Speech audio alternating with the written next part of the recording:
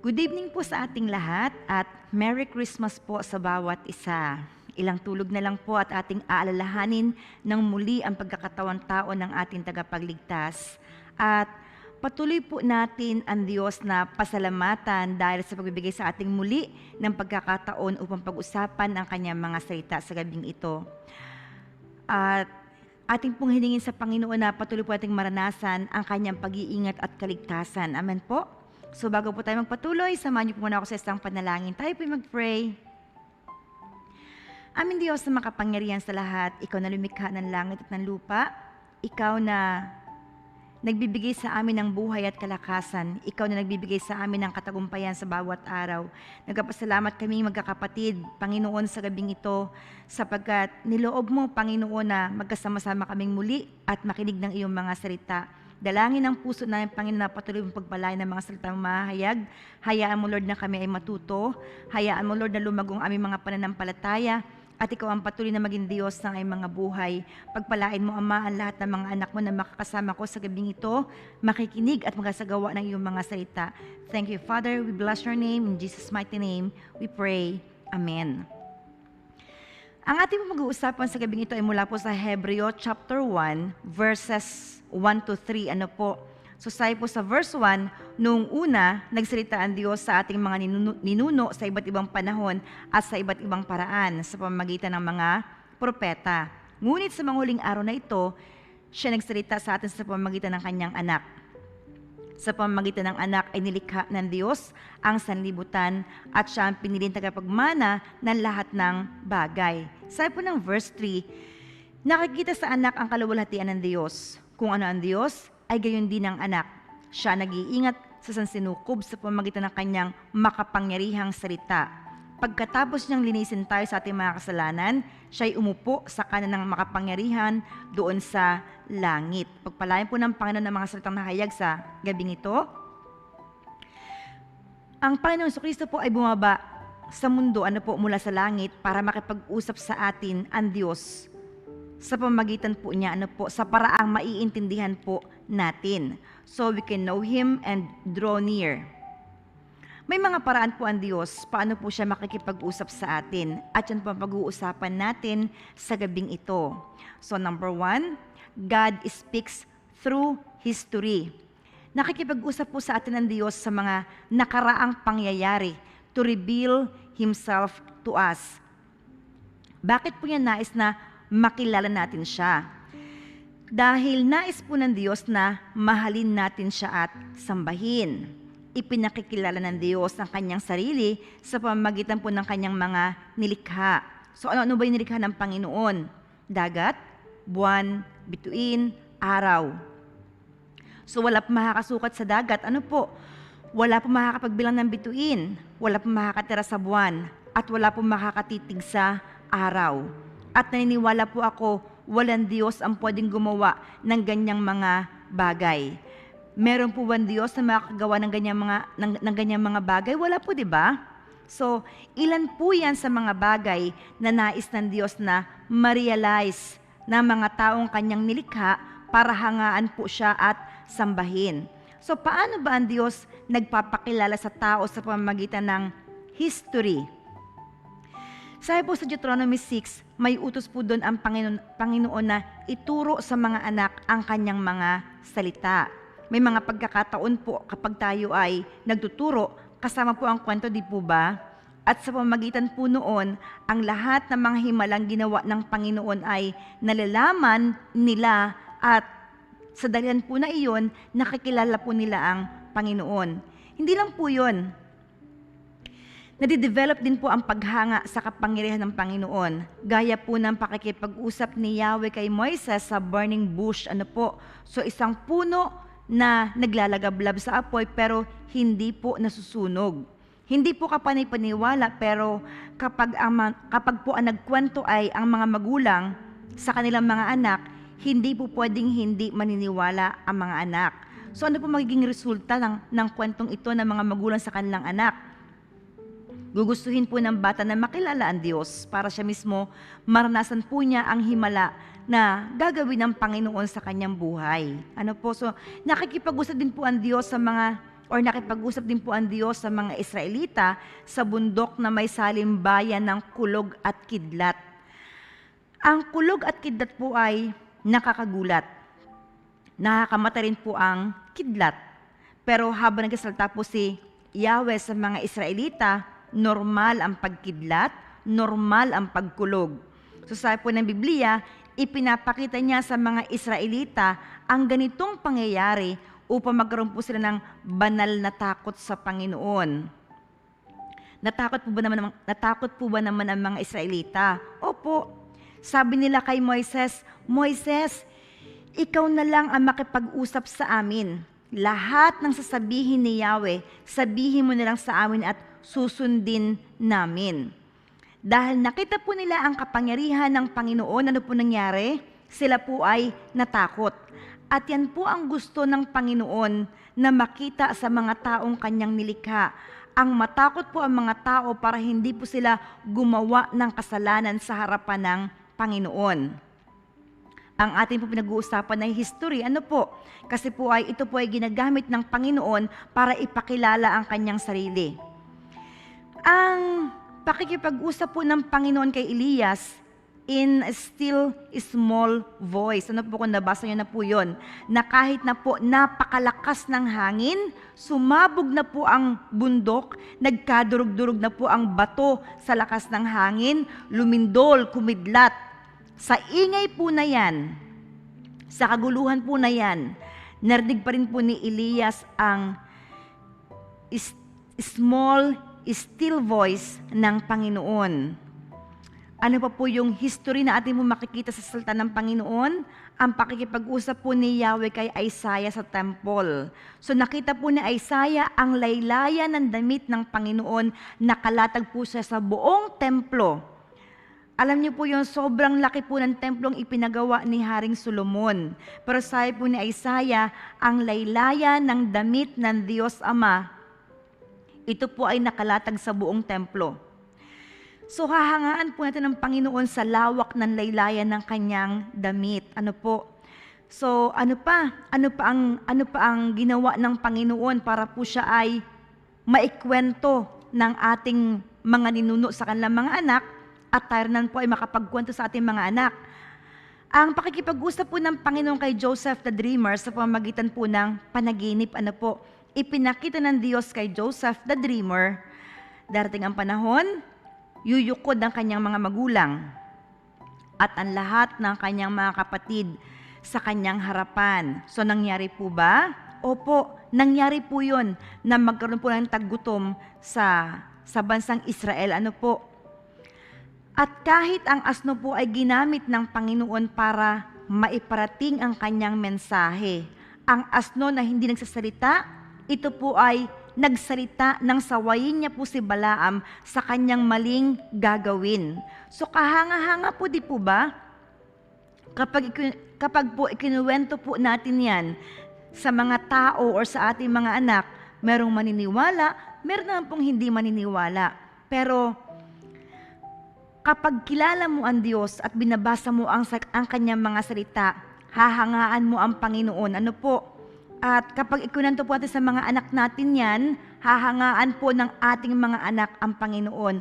At sasabihin po nila, sobrang galing ng Panginoon. At alam niyo ba kung ano pong pwedeng mangyari kapag ating pong ikinuwento ang ginawa ng Panginoon nung unang panahon na ating pong mababasa sa kanyang mga salita?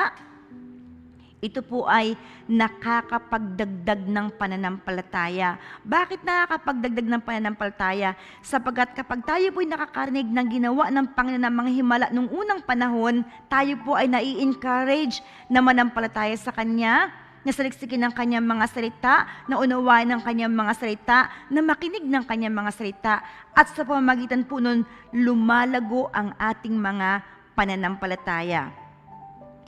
So ipinaparating po ng Panginoon ang kanyang mensahe sa pamamagitan ng panaginip. Ano po ito po nangyari sa buhay ni Joseph the Dreamer. Ang iba pa pong ginagamit ng Panginoon para kausapin ng mga tao, ipakita ang kanyang mga gagawin sa hinaharap ay visions at saka po ang mga angels. Ano po? Even po sa mga natural events, ano po? Like lindol, pagbaha, at marami pa pong iba.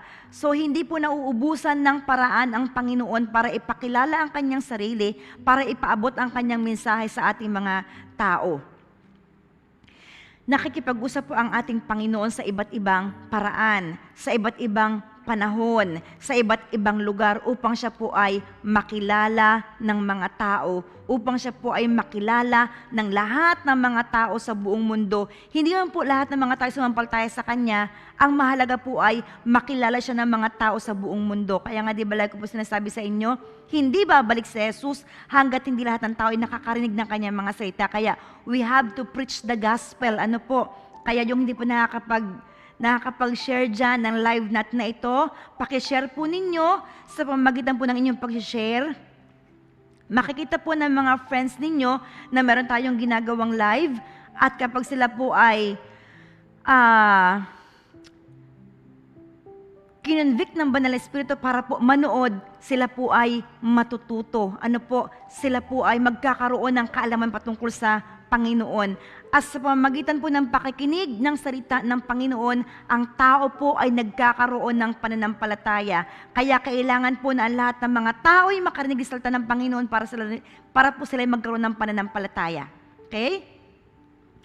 So bago po dumating si Jesus, mayroon pong 400 years of silence. Ano po? Walang nagpapahayag ng mensahe mula sa Panginoon. Ang huling propeta po na nagpahayag ng mensahe ay si Malakias or si Malakay. Na kung tatanungin niyo po ako, ano ang aking natandaan kay Malakay? Ang sinabi po ng Panginoon na naghihinanakit po siya dahil pinagnanakawan po siya sa pamamagitan ng hindi pagbibigay ng kanilang mga ikapo.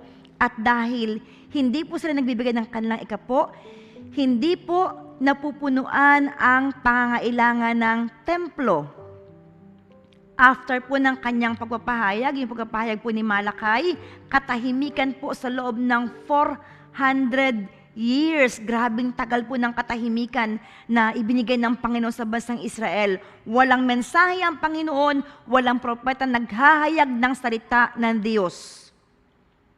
So pastor, anong nangyayari ng panahon na yon? Ginagawa po ng tao ang lahat ng kanilang magustuhan. Mabuti o masama, may kalayaan ang bawat tao na gawin ang kanilang gustuhin. Walang nagsasaway, walang kaparusahan. After 400 years of silence, dumating po si John the Baptist. Ito po ang problema. Nagsasalita ang Diyos pero hindi po siya maintindihan ng tao. Hindi ng tao maunawaan ang puso ng Panginoon, ang plano ng Diyos. Marami ang nagsasalita para sa Panginoon pero hindi po sila maintindihan ng tao. Kaya ano po ang ginawa ng Diyos Ama?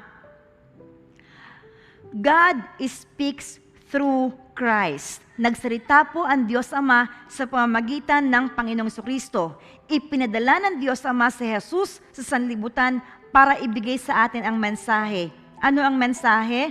Ito po yung mensahe ng kaligtasan. Sa pamamagitan po ni Jesus, ipinakilala ng Ama ang kanyang sarili sa tao. Sino po si Jesus? Ang sabi po ng Hebreo chapter 1 verse 3, nakikita sa anak ang kaluwalhatian ng Diyos. Kung ano ang Diyos, ay gayon din ang anak.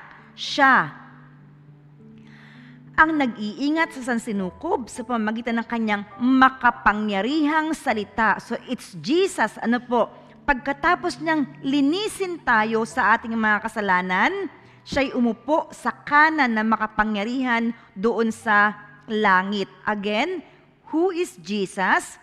Ang sabi po ng Hebreo chapter 1 verse 3, si Jesus ang larawan ng Ama. Si Jesus ang nag-iingat sa buong mundo sa pamamagitan ng kanyang makapangyarihang salita sa makatwid. Pag sinabi ni Jesus, bumagsak ka, babagsak ang mundo. Pag sinabi ng Panginoon, manatili ka sa katatayuan mo, manatili ang mundo sa kanyang katatayuan. Pag sinabi ng Panginoon, umikot ka, iikot ang mundo. So bakit ganun? Kasi po sabi ng Hebreo chapter 1 verse 3, ang Panginoong Jesucristo, iniingatan niya ang mundo sa pamamagitan ng kanyang makapangyarihang salita. So bakit ngayon ang mundo ay maayos pa rin na umiikot? dahil andito po ang mga tao nagtitiwala sa Panginoon. Andito pa po ang mga tao na nagmamahal sa Panginoon, naglilingkod sa Panginoon, at nagbibigay ng kaluwalhatian sa Panginoon. Andito pa po ang mga mananampalataya, at yun ay ikaw at ako. Amen? Now, sino pa si Jesus? Si Jesus po ang naglilinis ng ating mga kasalanan. So, ipinakilala po ni Juan si Jesus as the Word becoming flesh that live among us. Siya po ang salita na nagkatawang tao na nanirahan sa kalagitnaan ng mga tao. Salita na nagkatawang tao, Diyos na nagkatawang tao. Nais mo makilala ang Diyos Ama? We have to look at Jesus. Sabi po ni Jesus sa John 14 verse 9, sumagot si Jesus, "Kay tagal na ninyo akong kasama, hanggang ngayon hindi mo pa ako kilala, Felipe. Ang nakita sa akin ay nakakita na sa Ama." Sa John chapter 10 verse 30 sabi po doon ni Jesus, "Ako at ang Ama ay iisa." So, kaya sabi ni Jesus, ang nakakita sa akin ay nakakita na rin sa Ama. Napakapalad po ng mga apostol sapagkat nakita po nila si Jesus, nahawakan, nakausap, nakasalo sa pagkain, at ibig mong sabihin, ganun din po ang ginawa nila sa Ama. Ano po? Nakita nila ang Ama, nakasalo sa pagkain, nahawakan, nakausap. Kasi sabi ni Jesus, I and the Father are one. Now, bakit ba ang Diyos nagsasalita sa tao? Anong dahilan? So, nagsasalita ang Panginoon sa tao because nais ng Diyos na magkaroon po tayo ng transformation. God speaks to transform us. Ang mensahe po ng Panginoon sa atin ay hindi lang para makinig tayo through His Son, kundi magkaroon ng pagbabago ang buhay natin sa pamamagitan ng mensahe na ibinigay ng Panginoong Kristo. Bakit? Because God is with us. Diba? Emmanuel. So, ano ibig sabihin ng Emmanuel? God is with us. And that is the greatest message. Ano po yan yung pinakadakilang mensahe na ibinigay sa atin ng Panginoon. Ang paninirahan ng Diyos sa gitna ng mga taong makasalanan. So, kasama po natin sa ating kalagitnaan ang Panginoong Kristo. Noon, ngayon, at bukas, nasa kalagitnaan po ng mga mananampalataya ang Espiritu ng ating Panginoon. At darating po ang panahon kapag po dumating na ang bagong langit at ang bagong lupa, ang sabi po ng Biblia, ang Panginoon ay makikita na po natin ng mukhaan at siya po ay mananatili sa ating kalagitnaan. At yun po ang ating pag-asa. Kaya tayo nagtsatsagang mag-aral ng kanyang mga salita, nagtsatsaga na makinig ng kanyang mga salita, nagtsatsaga na sumunod sa kanyang mga salita, nagtsatsaga na disiplinahan ang ating mga sarili para po tayo magkaroon ng kabanalan para someday makasama natin ng ating Panginoon. At ulitin ko po lagi ko sinasabi, our labor is not in vain. Hindi po nawawalan ng kabuluhan ang ating pagpapagal, ang ating pagsunod, ang ating mga sakripisyo. Lahat po yan ay nakikita ng Panginoon at lahat po ay gagantimpalaan ng ating Panginoon. Amen. Sabi po ng 1 Timothy chapter 2 verse 6, inihandog niya ni Jesus po ang kanyang buhay upang tubusin ang lahat mula sa kasalanan. Ang katotohanan ito ay pinatunayan sa takdang panahon. So bakit po dumating sa mundo si Jesus? Upang maipakilala ng Diyos sa tao ang kanyang sarili at maipaunawa sa tao ang kanyang plano ng kaligtasan. Kasi di ba sabi ko po sa inyo a while ago, marami naghahaling salita ng Panginoon, marami ang sumisigaw ng salita ng Panginoon sa pagpapahayag, pero hindi po sila maintindihan ng tao. Kaya sabi ng Diyos Ama, hindi nila maintindihan ang ating mga sinugo, kaya kinakailangan na Jesus, ikaw ang bumaba, ikaw magpaunawa sa kanila ng ating mga salita. Kasi kung hindi nila maiintindihan, hindi sila maliligtas.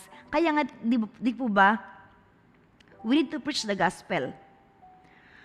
Why do we have to preach the gospel? Para po marinig ng mga tao, para po maunawaan ng mga tao. Kaya hindi pwedeng babasahin ko lang ang Bible verse, pagkatapos ay uwi na tayo, alis na tayo. Kailangan siyang i-exhort, kailangan siyang ipaliwanag sa mga tao para maintindihan nila.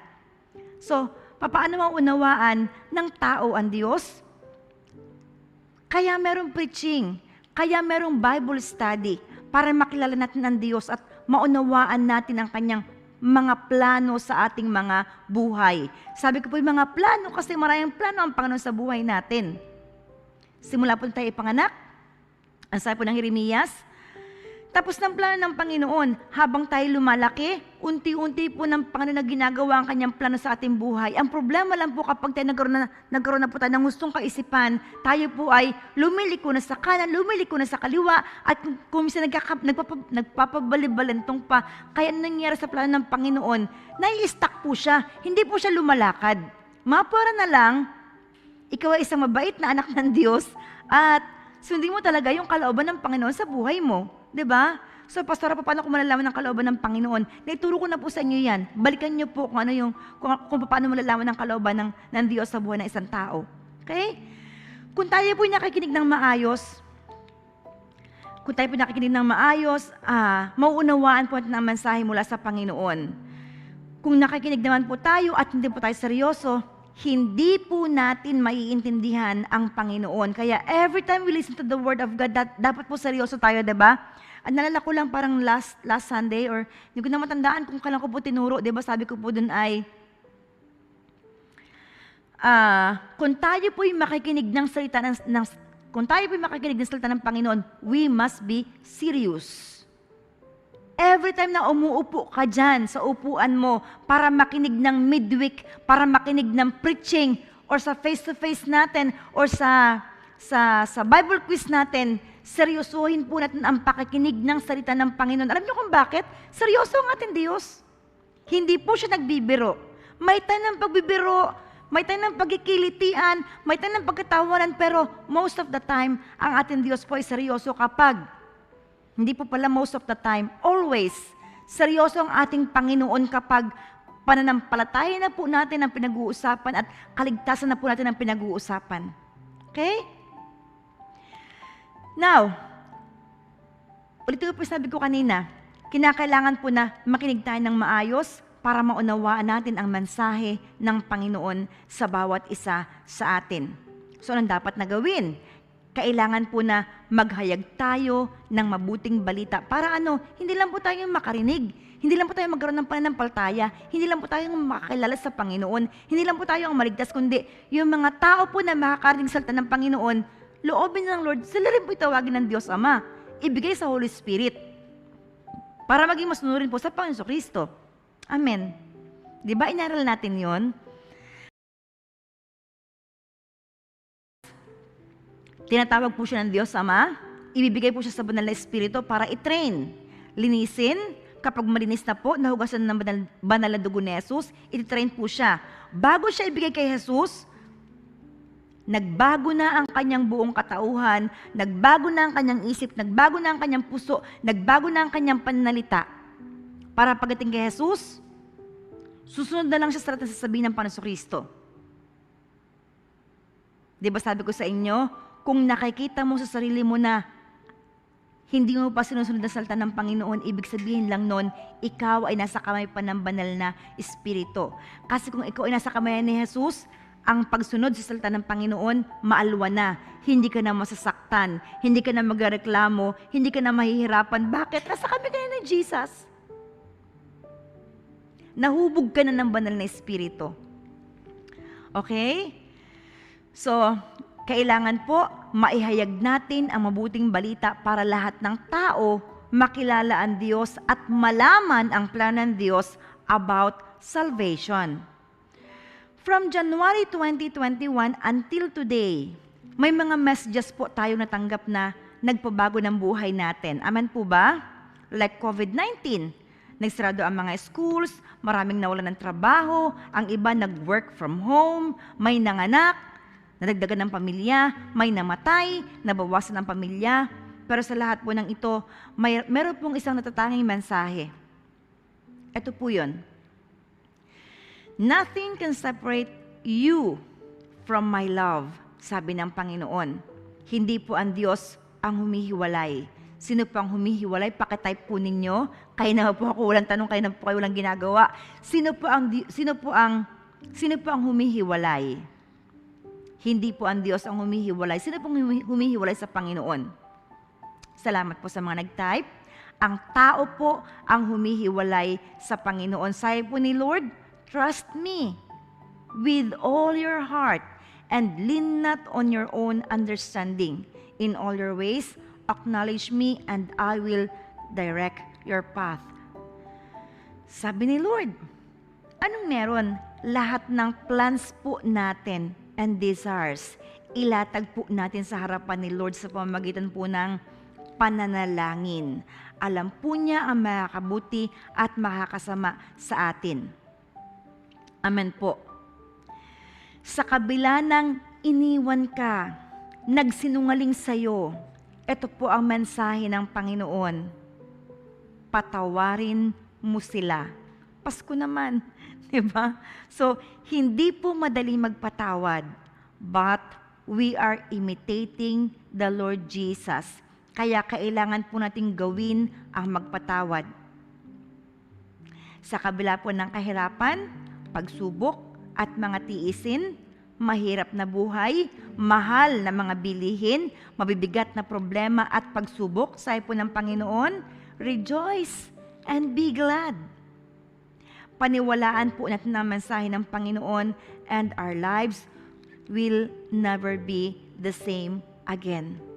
Keep going. Keep fighting. Amen. Lakaran po natin ang nais ng ating Panginoon. Run the race. Gawin ang kalooban ng ating Panginoon because He is interested in you. At gagawin po lahat ng Panginoon upang tayo ay magbalik loob sa Kanya. Tayo lang po tatanungin niya if we are willing to obey. Tayo po mag-pray. Diyos na makapangyarihan sa lahat, aming Ama, nagpapasalamat kami, Panginoon, sa gabing ito, Diyos, sa paghahayag sa amin ng iyong banal na kalooban, sa pagsasabi sa amin, Panginoon, na ipinapakilala mo ang sarili mo, Panginoon, sa pamamagitan ng history, sa pamamagitan, Lord, ng mga kwento ng aming mga magulang, sa pamamagitan, Lord, ng mga tao na ginagamit mo para ikwento ang iyong kadakilaan, ang iyong mga himala, ang iyong kapangyarihan, ang iyong kabutihan, Panginoon. Hayaan mo lang, Lord, na kapag nakarinig kami, Panginoon, ng mga kwento patungkol sa iyo, God, ma-encourage kami, Panginoon, na mas lalo ka pang kilalanin, mas lalo pa po kaming lumapit sa iyo, Panginoon. Patuloy mo kaming tulungan na magbigay ng kaluguran sa puso mo, aming Ama. At hayaan mo lang, Panginoon, na sa pamamagitan po ng pag-i-speak ng Panginoon Kristo, patuloy na lumago ang aming mga pananampalataya. Help us, Lord God, to draw near to you upang ang buhay namin ay patuloy na matagpuan na may kabanalan, na may kapakumbabaan sa banal mong harapan. Hubugin mo kami, Panginoon, sa bawat araw. And every time we listen to your word, every time, Panginoon, nababasahin namin mga salita mo, makikinig kami ng preaching, ng Bible study, Panginoon, magkaroon kami, Lord, ng Bible study. Hayaan mo lang, Lord, na patuloy, Lord God, na makilala ka namin, lumawak, Panginoon, ang kaalaman namin patungkol sa iyo, upang patuloy, Lord, na maging matatag at maging matibay ang aming mga pananampalataya. As we listen to your word, Lord, help us, Lord God, to have transformation, O God. Baguhin mo ang aming puso, ang aming isip, ang aming mga pananaw, Panginoon, ang aming mga ginagawa, ang pinupuntahan ng aming mga paa, ang ginagawa ng aming mga kamay, ang sinasabi ng aming labi, Panginoon. Hayaan mo lang, Lord, na matagpuan mo kami at makita mo kami, Panginoon, na kagaya ng Panginoon Kristo. Itulad mo kami sa Kanya, aming Ama, sapagkat, Lord, wala po kaming kakayahan maliban na lang, Panginoon, na kahabagan at kaawaan mo kami, Panginoon, upang maging katulad kami ng Panginoon Kristo. Maraming salamat, Lord, sa kaunawaan from Hebreo chapter 1, verses 1 to 3, Panginoon. Every time, Panginoon, na makakarinig kami ng iyong mga salita, dagdagan mo po ang aming mga pananampalataya, ilapit mo kami, Lord, sa iyong puso, at ikaw ang Diyos na patuloy na magbigay sa amin ng katagumpayan sa bawat araw. Tulungan mo kami, Lord, na maging tapat sa iyo, sa pakikinig ng iyong mga salita, aming Ama. Tulungan mo kami na maging seryoso upang Panginoon, mas lumalim ang pagkakilala namin sa iyo, upang makapaglingkod kami sa Lord na may katapatan. Sa mga anak mo Lord na nakasama ko sa gabing ito, ipatong mo Ama ang iyong mapagpalang kamay sa kanilang mga ulo. Basbasan mo sila Panginoon, at patuloy mo Lord na ipagkaloob ang kanilang mga pangangailangan sa bawat araw. Sa darating na isang linggo Panginoon, patuloy mo kaming samahan, pangunahan mo Lord ang lahat naming mga gagawin, at ipagkaloob mo Panginoon ang pangangailangan ng bawat isa according to your riches, O God. Thank you Father, we bless your name, O God. In Jesus' mighty name we pray. Amen.